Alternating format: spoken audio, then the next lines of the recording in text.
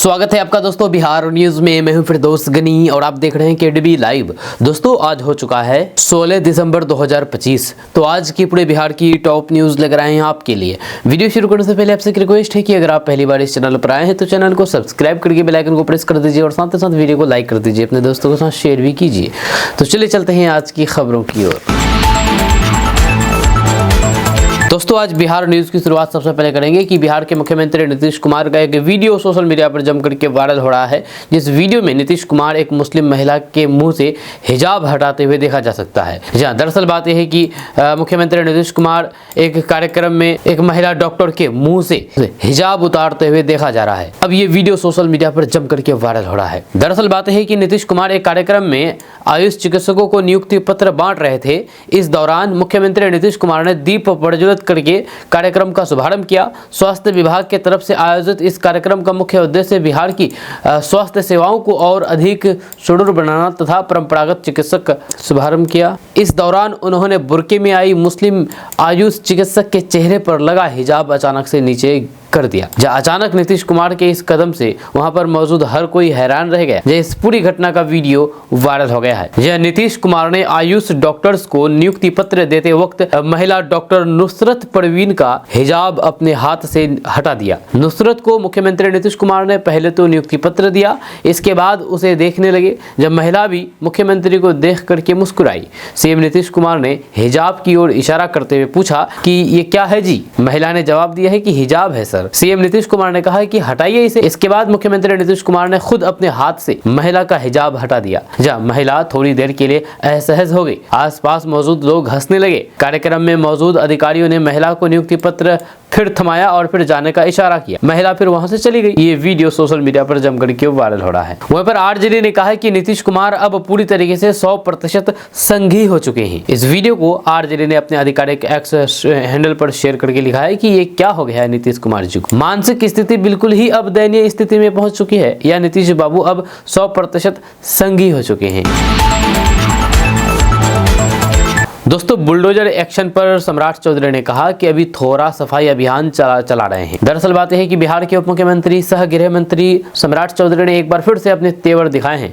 उन्होंने दो टूक कह दिया है कि बिहार में अपराधियों और फिर माफियाओं का अच्छी तरह से इलाज करना उन्हें आता है। सम्राट चौधरी माफिया और अपराधियों को हिदायत दी है कि सुधर जाओ, नहीं सुधरे तो इलाज करना आता है। वहीं पर भू माफिया पर आवेदन मिलने के 24 घंटे में एक्शन लिया जाएगा। जब अपने संबोधन में उन्होंने सरकार का विजन रखा है, बताया है कि एनडीए सरकार ने बिहार को किस तरह से विकास के रास्ते पर बढ़ाया है।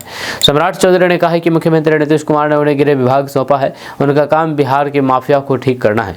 जब उनका केवल यही काम ऐसा इलाज करना कि बिहार में नीतीश कुमार का सुशासन को पूर्ण रूप से स्थापित करना है। वहीं पर उन्होंने बुलडोजर एक्शन पर कहा है कि थोड़ा सफाई अभियान चला रहे हैं, आगे भी चलता रहेगा। अभी तो रोड की सफाई हो रही है। यदि आपको लगता है कि किसी अपराधी या फिर माफिया ने सरकारी जमीन पर अतिक्रमण किया है, आवेदन दीजिए, 24 घंटे में उसका ध्वस्त कर देंगे। वहीं पर बिहार में नई सरकार में गृह मंत्रालय मिलने के बाद से सम्राट चौधरी पूरे एक्शन मोड में है।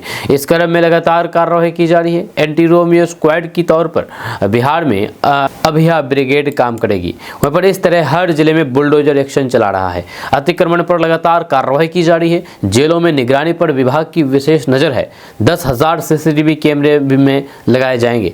वहीं पर गृह मंत्री का कहना है कि जेलों में हो रहे अपराध पर लगाम लगाने के लिए निगरानी बढ़ाई जाएगी। दोस्तों बिहार सरकार में मंत्री नितिन नवीन को बीजेपी का राष्ट्रीय कार्यकारी अध्यक्ष बनाए जाने पर पार्टी के वरिष्ठ नेता शाहनवाज हुसैन ने कहा कि उन्होंने बिहार की तरक्की के लिए बहुत काम किया है। जब एक न्यूज चैनल से बातचीत में शाहनवाज हुसैन ने कहा कि ये बिहार और फिर पूरे देश के लिए बहुत खुशी की बात है कि दुनिया की सबसे बड़ी पार्टी बीजेपी को एक युवा नेता राष्ट्रीय कार्यकारी अध्यक्ष के तौर पर मिला है। शाहनवाज हुसैन ने कहा कि नितिन नवीन महत्वपूर्ण विभाग के मंत्री हैं। उन्होंने बिहार की तरक्की के लिए बहुत काम किया है। वह बहुत अच्छे कार्यकर्ता रहे हैं, छत्तीसगढ़ के प्रभारी रहे हैं। मैं केंद्रीय नेतृत्व को बधाई देता हूं कि हमारी सबसे बड़ी पार्टी का अध्यक्ष युवा है। इससे खुशी की बात दूसरी नहीं हो सकती है। वहीं पर पूरा बिहार जश्न में डूब गया है। पीएम मोदी को बिहार ने सम्मान दिया। केंद्रीय नेतृत्व ने बिहार को सम्मान दिया, 14 करोड़ लोगों को सम्मान मिला है। नितिन नवीन संगठन को बहुत अच्छे से जानते हैं। वहीं पर नितिन नवीन को लेकर के बीजेपी सांसद संजय जायसवाल ने कहा है कि यह हमारे लिए बहुत गर्व की बात है, बिहार में बहुत खुशी है। वहीं पर नितिन नवीन पिछले 25 सालों से हमारे साथ काम कर रहे हैं। जब सब कह रहे थे कि छत्तीसगढ़ में कांग्रेस की सरकार बनेगी, तब उन्होंने हर बूथ को अच्छे से संभाला और सरकार बनाने में मदद की। मुझे पूरा भरोसा है कि उनके नेतृत्व में भाजपा नई ऊंचाइयों पर पहुंचेगी। दोस्तों, बिहार का एक ऐसा गांव है जहां पर कोई भी पुरुष नहीं रहता है। हम आपको अभी बताने वाले हैं उस गांव के बारे में कि आखिर बिहार में कौन से ऐसे गांव हैं जहां पर कोई पुरुष नहीं रहता है। वजह जानकर के आप अपनी सिर पकड़ लेंगे, माथा पकड़ लेंगे। दरअसल बिहार के बांका जिले के कटोरिया बांका रोड पर स्थित है एक अनोखा गाँव महोलिया। इस गांव की सबसे बड़ी खासियत यह है कि यहाँ पर आपको कोई भी पुरुष नजर नहीं आएगा। कारण है कि गांव के लगभग सभी पुरुष साल भर कोलकाता में रसोइया यानी कि महाराज के रूप में काम करते हैं। कोलकाता के बंगाली परिवार में भोज भंडारे का आयोजन महोलिया के महाराजाओं के बिना अधूरा माना जाता है। करीब 45 घरों वाले इस छोटे से गाँव के 100 से अधिक पुरुष अब कोलकाता में रहते हैं, वहाँ पर रसोई संभालते हैं। धीरे धीरे ये काम गाँव की पहचान बन गया है। पहले कुछ लोग कोलकाता गए थे, पर काम जमने के बाद पूरे गांव ने ही यही पर पेशा बना लिया है। वहीं पर कोलकाता में इन्हें प्यार से महाराज कहा जाता है। अब तो गांव के हर व्यक्ति ने अपने नाम में महाराज उपनाम जोड़ दिया है, जैसे घनश्याम महाराज, सुखदेव महाराज, माधव महाराज। यही उपनाम अब उनकी पहचान बन चुकी है। घनश्याम महाराज बताते हैं कि रसोई बनाना उनकी जातिगत परंपरा नहीं थी, लेकिन जब इससे परिवार को रोजगार मिला तो फिर सभी ने इसे अपनाया। अब कोलकाता ही उनका दूसरा घर बन गया है। कुछ ने तो वहीं पर मकान तक खरीद लिया है। हर महाराज को उनके अनुभव और फिर कुकिंग स्किल के हिसाब से 10 से 20 हजार रुपए तक की मासिक कमाई हो जाती है। वहीं पर भोजन पानी की चिंता नहीं रहती है, क्योंकि काम वहीं का है। वहीं पर महीने में सिर्फ कुछ ही दिन काम करना होता है, जब वरना साल भर ऑर्डर बने रहते हैं। वहीं पर महलिया में पुरुष न होने के बावजूद भी गांव की महिलाएं खेती बाड़ी, बच्चों की पढ़ाई और फिर घर की जिम्मेदारी संभालती है। जब वहीं पर त्यौहार या फिर विशेष अवसरों पर ही गांव के पुरुष वापस आते हैं। दोस्तों, बीजेपी के नवनियुक्त राष्ट्रीय कार्यकारिणी अध्यक्ष नितिन नवीन ने कल दिल्ली में अपने पद का प्रभार संभाल लिया है। इस अवसर पर भाजपा के केंद्रीय नेतृत्व की ओर से पार्टी मुख्यालय में उनका भव्य स्वागत किया गया। भाजपा अध्यक्ष जेपी नड्डा ने पार्टी मुख्यालय में नितिन नवीन का औपचारिक रूप से स्वागत किया और फिर अपने आधिकारिक एक्स अकाउंट पर संदेश शेयर करके उन्हें बधाई दी है। जेपी नड्डा ने कहा है कि भाजपा के राष्ट्रीय कार्यकारी अध्यक्ष के रूप में पदभार ग्रहण करने पर नितिन नवीन को हार्दिक बधाई। मुझे विश्वास है कि आपके नेतृत्व में संगठन और फिर अधिक विस्तारित होगा तथा प्रधानमंत्री नरेंद्र मोदी सरकार की नीतियां और फिर पार्टी की विचारधारा हर नागरिक तक पहुंचेगी। आपके सफल कार्यकाल की कामना करता हूं। उन्होंने कहा कि आदरणीय प्रधानमंत्री नरेंद्र मोदी के मार्गदर्शन में आपकी संगठनात्मक क्षमता भाजपा की जनसेवा और फिर राष्ट्र निर्माण की यात्रा को नई दिशा देगी। आप भाजपा सरकार की कल्याणकारी योजनाओं और फिर पार्टी की विचारधारा को और अधिक प्रभावी ढंग से जनता तक पहुंचाएंगे। नई जिम्मेदारी के लिए शुभकामनाएं। दोस्तों, बिहार में ठंड से शरीर थर थर कांपेगा, क्योंकि मौसम विभाग ने अलर्ट जारी कर दिया है। बिहार के अलग अलग जिलों में ठंड का प्रकोप बढ़ता जा रहा है। इस बीच मौसम विभाग की तरफ से बिहार के लोगों के लिए बड़ी चेतावनी जारी की गई है। दरअसल बिहार में ठंड को लेकर के तापमान और भी ज्यादा गिरने वाला है। आज के बाद से अगले 7 दिनों तक सुबह और शाम के वक्त तापमान में गिरावट जारी रहने को लेकर के संभावना जताई गई है। मौसम विभाग के माने तो अगले 7 दिनों तक तापमान में गिरावट तो होगी ही, लेकिन 22 दिसंबर के बाद कोल्ड वेव का अलर्ट जारी किया गया है। 22 दिसंबर के बाद बिहार के अलग अलग जिलों में कोल्ड डे जैसे गंभीर हालात बन सकते हैं। ऐसे में लोगों से सावधानी बरतने की अपील की जा रही है। जब सुबह और शाम के वक्त कोहरा भी छाए रहने की आशंका जताई गई है। वहीं पर मौसम में बदलाव को लेकर के विभाग की तरफ से बताया गया है कि पश्चिमी हिमालय इलाके में नया पश्चिमी विक्षोभ एक्टिव हुआ है। इसी का असर बिहार के जिलों में 17 दिसंबर के बाद दिख सकता है। वहीं पर सारण, भागलपुर, बक्सर, गया, पूर्वी चंपारण, सीतामढ़ी के अलावा कुछ जिलों में न्यूनतम तापमान 8 से 10 डिग्री सेल्सियस के आसपास रह सकती है। वहीं पर कोहरे की वजह से विजिबिलिटी कम होती जा रही है। ऐसे में लोगों से सतर्क होकर के ही गाड़ी चलाने की अपील की जा रही है। दोस्तों, गृह विभाग संभालने के बाद उप मुख्यमंत्री सम्राट चौधरी फुल एक्शन मोड में हैं। एक कार्यक्रम के दौरान सम्राट चौधरी ने कहा कि यदि आपको लगता है कि किसी अपराधी ने या फिर माफिया ने किसी सरकारी जमीन पर अतिक्रमण किया है तो आवेदन दीजिए, 24 घंटे में उसे ध्वस्त कर देंगे। हमारा काम है सुशासन स्थापित करना। उन्होंने साफ कर दिया है कि उनके पास एक ही काम है, वह है माफियाओं का इलाज करना, माफियाओं का राज खत्म करना। सम्राट चौधरी एक निजी अस्पताल के उद्घाटन में पहुंचे थे। इस मौके पर सम्राट चौधरी ने नीतीश कुमार के सुशासन का जिक्र किया है। वहीं पर सम्राट चौधरी ने आगे कहा है कि बिहार में उद्योग का जाल बिछाना है, हमारे बिहार के बच्चे बाहर नहीं जाएंगे। 20 साल के बाद इतनी मजबूती से नीतीश कुमार को समर्थन देने का काम किया गया है। उन्होंने आश्वासन दिया है कि बिहार को ऐसा बनाना है यहाँ का कोई भी बच्चा रोजगार के लिए बाहर नहीं जाए। इसी बिहार में नौकरी देने का उन्होंने वादा किया है। वहीं पर सम्राट चौधरी ने कहा है कि हमारी बहनों की सुरक्षा के लिए चाहे वह गर्ल्स स्कूल हो या फिर महिला कॉलेज हो, कोई भी छेड़खानी नहीं कर सकता है। जब पूर्ण रूप से सुशासन स्थापित करना है, अब अपराधी किसी भी कीमत पर आपको तंग नहीं करेंगे। उन्होंने कहा है कि ये इलाका नक्सल प्रभावित था। पीएम मोदी ने कहा है कि 31 मार्च 2026 तक नक्सल मुक्त बनाना है। जब 5-6 लोग बचे हैं, अगले 3 महीने में या तो वे जेल पहुंचा देंगे या फिर पिंड का स्थान तय है, जब वहां भी पहुंचाने का काम करेंगे। कोई अपराधी बचना नहीं चाहिए। दोस्तों, बिहार में अगर मुखिया बन गए तो आपके पास क्या क्या पावर आएगा, चलिए इसके बारे में जानते हैं सब कुछ। जब बिहार में मुखिया बनने पर आपको पंचायत स्तर पर सर्वे सर्वा की शक्ति मिलती है, जिसमें आप ग्राम पंचायत की वार्षिक विकास योजना बनाते हैं और उसे लागू करवाते हैं। जब आप ग्राम पंचायत के फंड पर कंट्रोल रखते हैं तो पर 15 लाख रुपए तक की योजनाओं को मंजूरी करने का पावर आपके पास आ जाता है। वहीं पर ग्राम सभा और फिर ग्राम पंचायत की बैठकों की अध्यक्षता करने का मौका मिलता है। वहीं पर कर्मचारियों पर देख रेख रखते हैं और फिर गाँव की डॉक्यूमेंट्स का रखरखाव सुनिश्चित करते हैं।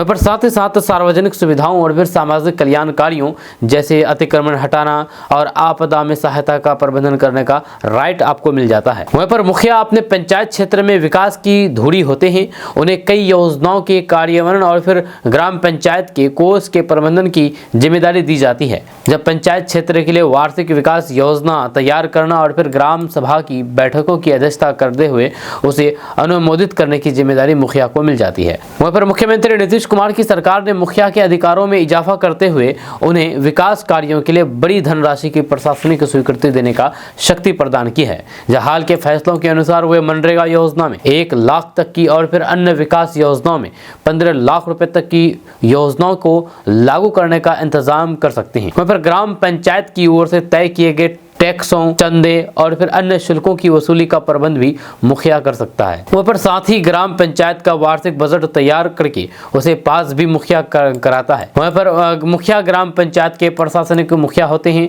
और उन्हें कर्मचारियों पर नियंत्रण रखने की शक्ति हासिल होती है।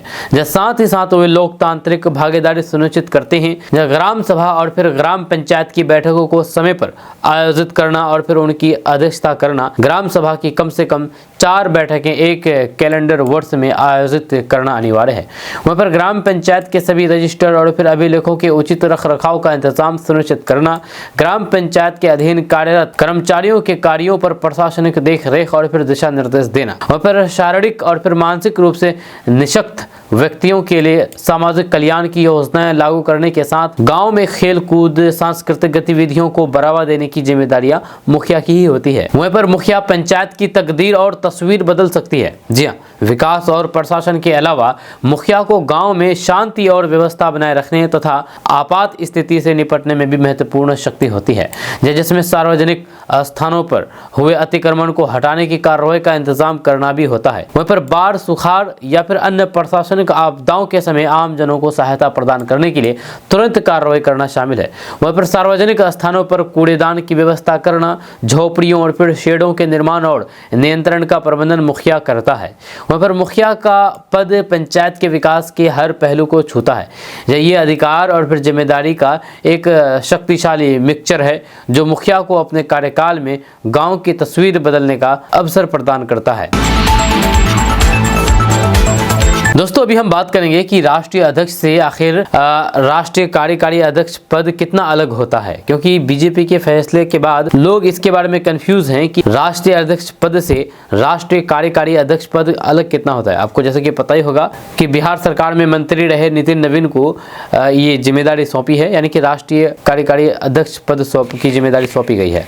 वहीं पर यह फैसला इसलिए भी खास माना जा रहा है क्योंकि इससे पहले जेपी नड्डा ने भी इसी पद से अपनी राष्ट्रीय नेतृत्व की यात्रा शुरू की थी और लगभग 7 महीने बाद उन्हें पार्टी की कमान सौंपी गई थी। आपको बता दूं कि बीजेपी के इतिहास में यह पहला मौका है जब राष्ट्रीय कार्यकारी और अध्यक्ष की जिम्मेदारी बिहार से आने वाले किसी नेता को मिली है। जब महज 45 वर्ष की उम्र में नितिन नवीन को इतनी बड़ी संगठनात्मक भूमिका देकर के पार्टी ने साफ संकेत दिया है कि अब फोकस अगली पीढ़ी के नेतृत्व को आगे लाने पर है। जहां संगठन के भीतर इस फैसले को भविष्य की सियासत की तैयारी और फिर युवा नेतृत्व पर भरोसे के तौर पर देखा जा रहा है। तो आपको बता दूं कि राष्ट्रीय अध्यक्ष किसी भी पार्टी का सर्वोच्च संगठनात्मक पद होता है, वही पार्टी की वैचारिक दिशा तय करता है, जब बड़े राजनीतिक फैसले पर अंतिम मुहर लगाता है और फिर चुनावी रणनीति से लेकर के गठबंधन तक के मुद्दों पर पार्टी का आधिकारिक चेहरा माना जाता है अध्यक्ष, जो कि मेन अध्यक्ष होते हैं।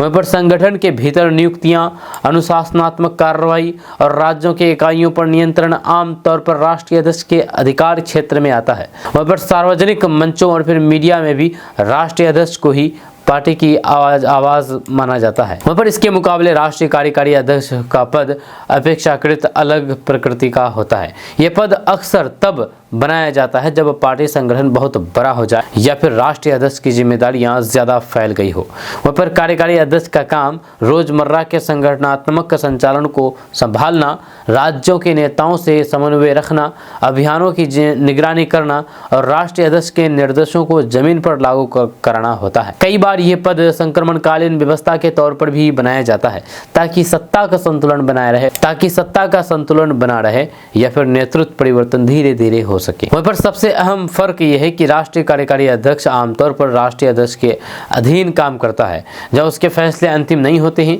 लेकिन पार्टी राष्ट्रीय अध्यक्ष की सहमति या फिर दिशा निर्देश पर आधारित होते हैं। हालांकि कुछ दलों में अगर पार्टी संविधान अनुमति देता है तो फिर कार्यकारी अध्यक्ष को व्यापक प्रशासनिक अधिकार दिए जा सकते हैं, लेकिन फिर भी राजनीतिक रूप से सर्वोच्च पद राष्ट्रीय अध्यक्ष का ही माना जाता है।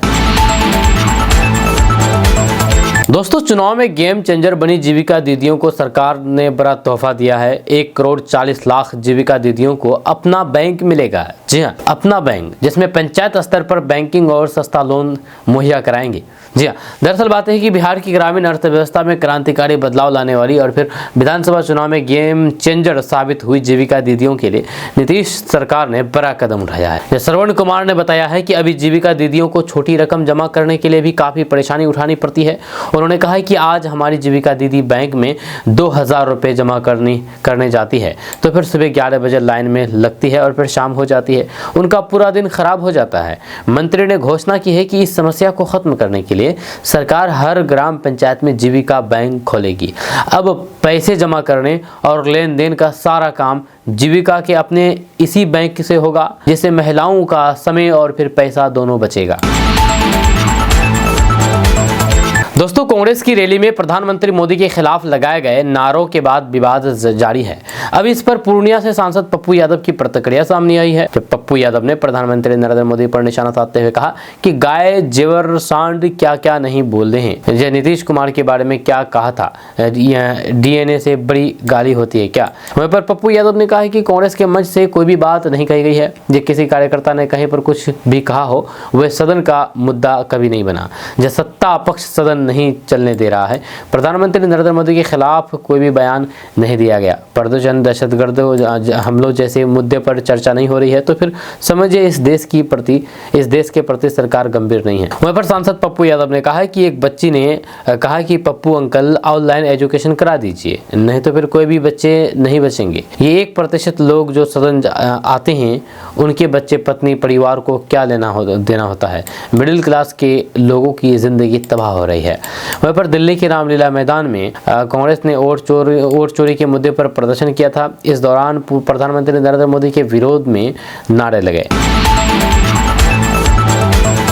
दोस्तों बिहार के एक जिले में एशिया का सबसे बड़ा एथेनॉल प्लांट लगने जा रहा है। दरअसल बात है कि बिहार के जमुई जिले के चकाई प्रखंड के अंतर्गत उरुआ गांव में एशिया का सबसे बड़ा अनाज आधारित एथेनॉल प्लांट अगस्त 2026 से शुरू होने जा रहा है। करीब 4000 करोड़ रुपए की लागत से 105 एकड़ में बने इस मेगा प्रोजेक्ट के चालू होने से जिले के 10,000 से अधिक लोगों को प्रत्यक्ष और फिर अप्रत्यक्ष रोजगार मिलेगा। इससे न सिर्फ स्थानीय युवाओं को काम मिलेगा बल्कि किसानों की आमदनी बढ़ने और फिर क्षेत्र के औद्योगिक विकास को भी नई गति मिलेगी। वहीं पर बन रहा ये एथेनॉल प्लांट 105 एकड़ में फैला हुआ है। ये ग्रीन वेस्ट आधारित अनाज एथेनॉल प्लांट है जो कि पर्यावरण के अनुकूल तकनीकी पर काम करेगा। दोस्तों, बिहार के किसानों को एक बड़ी खुशखबरी मिलने वाली है। दरअसल बात है कि बिहार सरकार ने रबी सीजन में गेंदा फूल की खेती को बढ़ावा देने के लिए फूल विकास योजना 2025-26 की शुरुआत की है। इस योजना के तहत बिहार के किसानों को गेंदा फूल की खेती और परिवहन के लिए सब्सिडी दी जाएगी। इस योजना के लिए वित्तीय वर्ष 2025-26 में 8 करोड़ रुपए की राशि मंजूरी कर ली है। जब बिहार सरकार का उद्देश्य बागवानी आधारित कृषि को बढ़ावा देना और फूलों की खेती को किसानों के लिए लाभकारी व्यवसाय बनाना है। जहाँ गेंदा फूल की खेती न केवल धार्मिक और फिर सजावटी मांग के लिए उपयोगी है बल्कि इत्र और फिर अन्य उद्योगों में भी इसकी अच्छी मांग रहती है। जब कम लागत में उच्च लाभ अर्जित करने के लिए ये किसानों के लिए सुनहरा अवसर है। अब सवाल है कि आखिर कौन इसका लाभ उठा सकता है। तो आपको बता दूं कि योजना का लाभ बिहार के सभी 38 जिलों के किसान उठा सकते हैं। वहीं पर किसान के पास गेंदा फूल की खेती के लिए जमीन होना जरूरी है। वहीं पर जिनके पास जमीन नहीं है वे इकरारनामा के माध्यम से आवेदन कर सकते हैं। वहीं पर आवेदन के लिए LPC और फिर अपडेट रसीद होना जरूरी है। वहीं पर भूमि न्यूनतम क्षेत्र 1 हेक्टेयर और फिर अधिकतम 2 हेक्टेयर होना चाहिए। दोस्तों, पटना जिले की बांकीपुर विधानसभा सीट से विधायक नितिन नवीन को राष्ट्रीय कार्यकारिणी का अध्यक्ष बना दिया गया है बीजेपी का। और नीतीश कुमार के नेतृत्व वाले बिहार सरकार में सड़क निर्माण विभाग की जिम्मेदारी भी वो संभाल रहे हैं। उनके राष्ट्रीय स्तर पर नई भूमिका मिलने के बाद बिहार की राजनीति में ये सवाल तेजी से उठने लगा है कि नीतीश कैबिनेट में उनकी जगह अब कौन लेगा। दरअसल भाजपा में लंबे समय से एक व्यक्ति एक पद का सिद्धांत लागू है। इसके तहत कोई भी नेता एक साथ संगठन और फिर सरकार में पद नहीं संभाल सकता। नितिन नवीन के राष्ट्रीय कार्यकारी अध्यक्ष बनने के बाद ये लगभग तय माना जा रहा है कि उन्हें मंत्री पद से इस्तीफा देना पड़ेगा। ऐसे में नीतीश सरकार के मंत्रिमंडल में खाली होने वाली इस अहम सीट को लेकर के पार्टी के भीतर मंथन तेज हो गया है। जहां सूत्रों के मुताबिक नितिन नवीन की जगह कैबिनेट में शामिल किए जाने के लिए भाजपा के 3 नेताओं के नाम सबसे आगे चल रहे हैं। इसमें संजय मयूख, संजीव चौरसिया और अरुण सिन्हा शामिल है। इन तीनों नेताओं की अपनी अपनी राजनीतिक और फिर सामाजिक समीकरणों के लिहाज से मजबूत दावेदारी मानी जा रही है। वहीं पर संजय मयूख कायस्थ समाज से आते हैं और वर्तमान में बिहार विधानसभा परिषद के सदस्य हैं। वह पार्टी संगठन में लंबे समय से सक्रिय रहे हैं और फिर केंद्रीय गृह मंत्री अमित शाह समेत कई शीर्ष नेताओं के करीबी माने जाते हैं। वहीं पर अनुशासित कार्यशैली और फिर संगठनात्मक अनुभव के चलते उनका नाम मजबूती से चर्चा में है। वहीं पर वैश्य समाज से आने वाले संजीव चौरसिया भी एक मजबूत दावेदार माने जा रहे हैं। तीसरा नाम अरुण सिन्हा का है जो कि पटना की कुम्हराड़ सीट से विधायक रह चुके हैं। हालांकि उन्होंने पिछले चुनाव नहीं लड़ा था, लेकिन भाजपा उन्हें विधान परिषद में भेज करके नीतीश कैबिनेट में शामिल कर सकती है। दोस्तों, बिहार के लोगों को नए साल में बड़ी सौगात मिलने वाली है। दरअसल लंबे इंतजार के बाद मुंगेर से मिर्जा चौकी तक बनने वाली 129 किलोमीटर लंबी ग्रीनफील्ड 4 लेन सड़क पर सफर का सपना अब साकार होने के करीब है। इस महत्वाकांक्षी परियोजनाओं का 90% से ज्यादा निर्माण कार्य पूरा हो चुका है और बचे हुए काम तेजी से पूरा किया जा रहा है। संभावना जताई जा रही है कि जून 2026 तक इस 4 लेन को पूरी तरीके से चालू कर दिया जाएगा। वहीं पर मुंगेर से मिर्जा चौकी तक बनने वाली ग्रीनफील्ड 4 लेन सड़क मुख्य रूप से मुंगेर, जमालपुर, भागलपुर और फिर बांका जिलों को कवर करेगी। यह सड़क मुंगेर से शुरू होकर के भागलपुर होते हुए मिर्जा चौकी तक जाएगी। दोस्तों, नीतीश सरकार तेल मिल लगाने पर बम्पर सब्सिडी दे रही है, अनुदान दे रही है। अगर आप बेरोजगार हैं तो आपके लिए अच्छी खबर है। तो आपको बता दूं कि रोजगार, ज्यादा से ज्यादा लोगों को रोजगार मिले, इसके लिए बिहार में उद्योग प्रसंस्करण उद्योग को बढ़ावा देने पर सरकार का सबसे ज्यादा जोर है। इसी कड़ी में कृषि विभाग ने तेल मिल स्थापना के लिए 33% का अनुदान देने का प्राविधान किया है। जहाँ लक्ष्य यह है कि तिलहन प्रसंस्करण के साथ साथ इससे उत्पादन में भी वृद्धि होगी। जब किसान एवं युवा इस योजना का लाभ उठा करके स्वयं को बेहतर स्वरोजगार से जोड़ सकते हैं। जब वैसे युवा जो उद्यमी बनना चाहते हैं उनके लिए ये योजना अपने सपने को साकार करने का अवसर लेकर के आई है। कृषि विभाग बिहार में तिलहन प्रसंस्करण एवं तेल निष्करण को बढ़ावा देने के लिए लगातार काम कर रही है। इसी कड़ी में कृषि विभाग तेल मिल स्थापना के लिए आकर्षक योजना लेकर के आया है। इस योजना के तहत तेल मिल की स्थापना पर विभाग की ओर से 33% का अनुदान दिया जा रहा है। वहाँ पर कृषि विभाग की वेबसाइट www.dbtagriculture.bihar.gov.in पर जाकर के 15 दिसंबर तक का ऑनलाइन आवेदन करना होगा। दोस्तों, बीजेपी ने बिहार सरकार में मंत्री नितिन नवीन को राष्ट्रीय कार्यकारिणी का अध्यक्ष पद से नवाजा है और सबसे खास बात यह है कि नितिन नवीन इस पद को संभालने वाले सबसे कम उम्र के नेता बन गए हैं। उनकी जमीनी पकड़ और फिर प्रशासनिक क्षमता ने उन्हें इस मुकाम तक पहुंचाया है। लेकिन क्या आप जानते हैं कि सियासी रसूख के साथ साथ नितिन नवीन आर्थिक रूप से कितने संपन्न हैं, यानी कि कितने धन दौलत के मालिक है? तो आपको बता दें कि नितिन नवीन राजनीतिक ताकत के साथ साथ उनकी आर्थिक स्थिति भी काफी मजबूत है। जब चुनाव आयोग को सौंपे गए उनके हल्फनामे के मुताबिक बीजेपी के इस नए राष्ट्रीय कार्यकारी अध्यक्ष की कुल संपत्ति 3 करोड़ रुपए आंकी गई है। हालांकि संपत्ति के साथ साथ उन पर कुछ देनदारियां भी है। दस्तावेजों के अनुसार उन पर करीब 56 लाख रुपए का कर्ज है। वहीं पर सालाना कमाई की बात करें तो नितिन नवीन की वार्षिक आय 4,80,000 रुपए बताई गई है। जहां अक्सर नेताओं पर दर्ज मुकदमे की चर्चा होती है, या इस मामले में नितिन नवीन के खिलाफ 5 आपराधिक मामले लंबित है, लेकिन उनमें से कोई भी मामला गंभीर प्रवृत्ति का नहीं है। वहाँ पर नितिन नवीन बिहार के बांकीपुर विधानसभा सीट से लगातार चौथी बार विधायक चुने गए हैं। ये सीट उनके लिए सिर्फ एक चुनावी क्षेत्र नहीं बल्कि एक पारिवारिक विरासत है, क्योंकि उनके पिता स्वर्गीय नवीन किशोर प्रसाद सिन्हा भी इस सीट का प्रतिनिधित्व करते थे। साल 2025 के बिहार विधानसभा चुनाव में नितिन नवीन ने अपनी लोकप्रियता का लोहा मनवाया। उन्होंने राष्ट्रीय जनता दल यानी कि आरजेडी की प्रत्याशी रेखा गुप्ता को 51,936 वोटों के भारी अंतर से शिकस्त दी थी। इस प्रचंड जीत ने यह साबित कर दिया है कि जनता के बीच उनकी पकड़ कितनी गहरी है।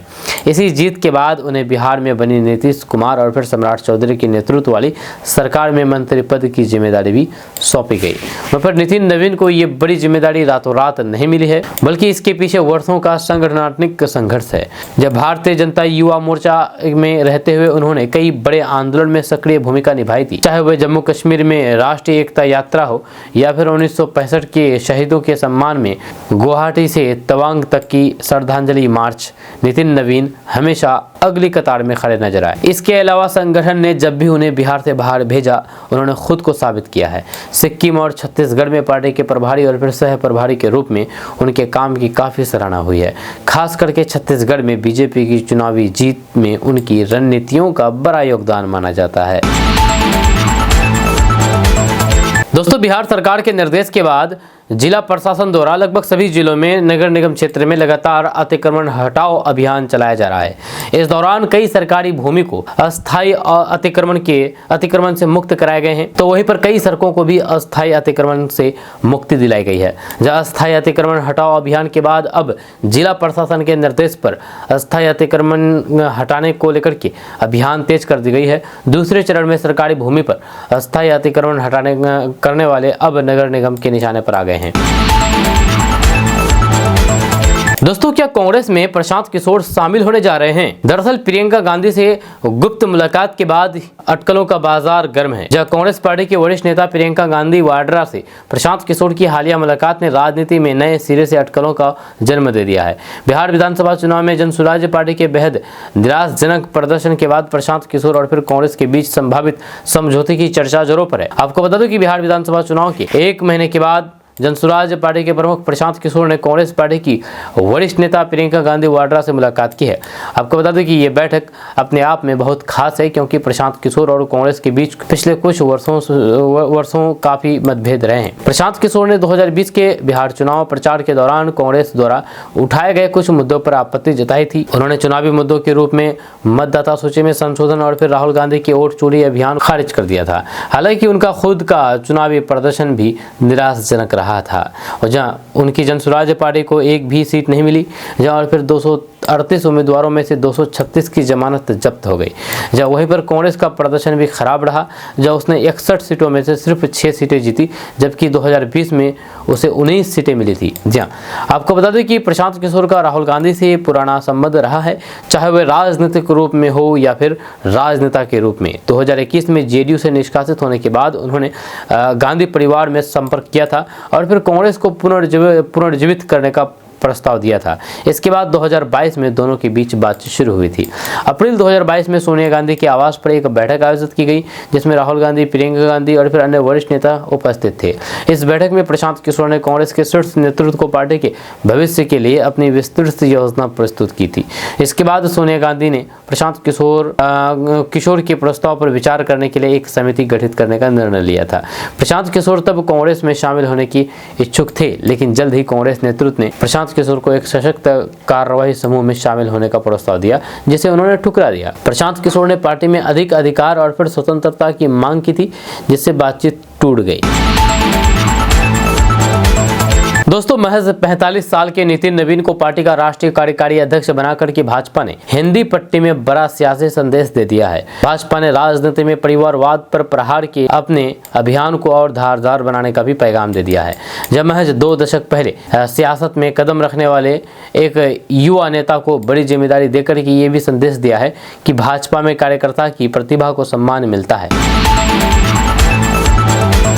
दोस्तों, किशनगंज में एक नाबालिग लड़की का बाल विवाह हो रहा था, लेकिन अब नहीं होगा, क्योंकि प्रशासन की सतर्कता से इस नाबालिग लड़की का बाल विवाह समय रहते हुए रोक दिया गया है। मामला किशनगंज जिले के ठाकुरगंज प्रखंड के अंतर्गत मनाली गांव का है, जहां पर रविवार शाम 16 वर्षीय नाबालिग लड़की की शादी की पूरी तैयारी चल रही थी, लेकिन ऐन वक्त पर प्रशासनिक टीम के पहुंचने से ये शादी रुक गई। जानकारी के मुताबिक स्थानीय स्तर पर काम कर रही सामाजिक संस्था जन निर्माण केंद्र को विश्वसनीय सूत्रों से सूचना मिली थी कि मनाली गांव में एक नाबालिग लड़की का विवाह तय किया गया है और फिर रविवार को शादी की रस्में शुरू होने वाली है। इस सूचना को गंभीरता से लेते हुए संस्था के जिला समन्वयक मोहम्मद मुजाहिद आलम के नेतृत्व में एक टीम बनाई गई। यह टीम ने मौके की प्राथमिकता जांच और तुरंत इसकी जानकारी प्रशासन को दी। तो आपको बता दूं कि सूचना की पुष्टि होते ही अनुमंडल पदाधिकारी सह बाल विवाह प्रतिषेध पदाधिकारी अनिकेत कुमार के निर्देश त्वरित कार्रवाई की गई है। जब प्रखंड विकास पदाधिकारी सह सहायक बाल विवाह प्रतिषेध पदाधिकारी अहमद अब्दाली, पुलिस प्रशासन और संबंधित विभागों की संयुक्त टीम रविवार शाम सीधे विवाह स्थल पर पहुंची। यह टीम के पहुंचते ही वहां पर चल रही शादी की सभी तैयारियों को तत्काल रुकवा दिया गया। इसके बाद प्रशासनिक टीम ने परिजनों से बातचीत की और बाल विवाह निषेध अधिनियम 2006 की जानकारी दी। अधिकारियों ने साफ शब्दों में बताया है कि 18 साल से कम उम्र की लड़की और 21 साल से कम उम्र के लड़के की शादी कराना कानूनन अपराध है। ये गैर जमानती अपराध है और इसमें शामिल लोगों के खिलाफ सख्त कानूनी कार्रवाई हो सकती है। वहीं पर अधिकारियों और सामाजिक कार्यकर्ताओं ने परिजनों को ये भी समझाया है कि बाल विवाह सिर्फ कानून का उल्लंघन नहीं है, बल्कि इससे बच्चियों के भविष्य पर गहरा असर पड़ता है। जब कम उम्र में शादी से बच्चियों की पढ़ाई छूट जाती है, जब उनकी शारीरिक और फिर मानसिक स्वास्थ्य पर बुरा प्रभाव पड़ता है और फिर वे समय से पहले ही जिम्मेदारियों के बोझ तले दब जाती है। इसका नुकसान केवल बच्ची को ही नहीं बल्कि पूरे समाज को उठाना पड़ता है। जब प्रशासन की सख्ती और फिर समझाइश के बाद परिजनों ने अपनी गलती स्वीकार की है, उन्होंने तुरंत शादी रोकने पर सहमति जताई है और लिखित रूप से ये आश्वासन दिया गया है कि अपनी बेटी की शादी 18 साल की उम्र पूरी होने के बाद ही करेंगे। इसके बाद ही परिजनों से शपथ पत्र भी भरवाया गया ताकि भविष्य में दोबारा इस तरह की कोशिश न हो। वहीं पर इस मौके पर प्रखंड विकास पदाधिकारी अहमद अब्दाली ने कहा कि बाल विवाह बच्चों के मौलिक अधिकारों का हनन है। हर बच्चे को शिक्षा, स्वास्थ्य, जीवन और फिर बेहतर भविष्य का अधिकार है। उन्होंने चेतावनी दी है कि अगर भविष्य में इस परिवार या फिर किसी अन्य द्वारा बाल विवाह की कोशिश की जाती है तो फिर कड़ी कानूनी कार्रवाई की जाएगी। वहीं पर इस कार्रवाई के दौरान जन निर्माण केंद्र के सामाजिक कार्यकर्ता सहित स्थानीय जनप्रतिनिधि भी मौजूद रहे। वहीं पर प्रशासन और सामाजिक कार्यकर्ताओं ने गाँव के लोगों से अपील की कि वे बाल विवाह जैसे कुप्रथा के खिलाफ आवाज उठाएं और फिर किसी भी संदिग्ध मामले की सूचना तुरंत प्रशासन को दें।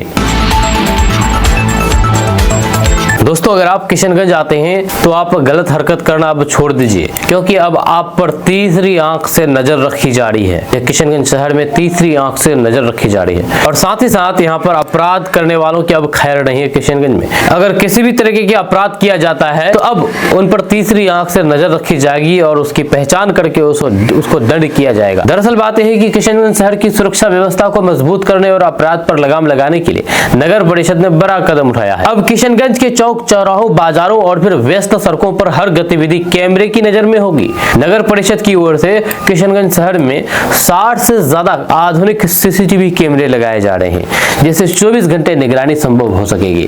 तो माना जा रहा है कि इस पहल से न सिर्फ अपराधियों में डर बनेगा बल्कि आम लोगों को भी सुरक्षा का भरोसा मिलेगा। जी किशनगंज नगर परिषद ने शहर को सुरक्षित और फिर अपराध मुक्त बनाने की दिशा में काम शुरू कर दिया है। नगर परिषद की ओर से शहर के प्रमुख चौक चौराहों पर और फिर भीड़ वाले इलाकों में 60 से अधिक आधुनिक इंफ्रारेड सीसीटीवी कैमरे लगाए जा रहे हैं। ये कैमरे दिन ही नहीं बल्कि रात के अंधेरे में भी साफ तस्वीर रिकॉर्ड करने में सक्षम होंगे।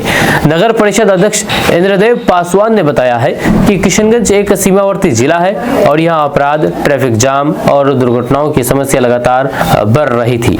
इसी को देखते हुए यह फैसला लिया गया है। उन्होंने कहा है कि सीसीटीवी कैमरे की मदद से संदिग्ध गतिविधियों पर नजर रखी जा सकेगी और किसी भी घटना पर तुरंत कार्रवाई हो सकेगी। वहीं पर इन कैमरों को एक केंद्रीय नियंत्रण कक्ष में जोड़ा जाएगा या इस कंट्रोल रूम से शहर के अलग अलग हिस्सों की लाइव मॉनिटरिंग की जाएगी। अगर कोई भी आपराधिक घटनाएं, ट्रैफिक जाम या फिर दुर्घटना होती है तो फिर संबंधित विभाग को तुरंत जानकारी मिल सकेगी। वहीं पर जानकारी के अनुसार लहरा चौक, कैलटेक्स चौक, खगरा मेला गेट, वहाँ पर एसडीओ ऑफिस रोड, गांधी चौक, bus stand, railway station road और बाजार इलाकों में कैमरा लगाए जा रहे हैं। इसके अलावा अन्य प्रमुख सड़कों और फिर चौक चौराहों को भी इस योजना में शामिल किया गया है। वहाँ पर नगर परिषद का कहना है कि ये योजना जल्द ही पूरी कर ली जाएगी। सीसीटीवी कैमरे के लगने से न सिर्फ अपराध नियंत्रण में मदद मिलेगी बल्कि यातायात व्यवस्था सुधारने और फिर दुर्घटनाओं की जांच में भी सहूलियत होगी।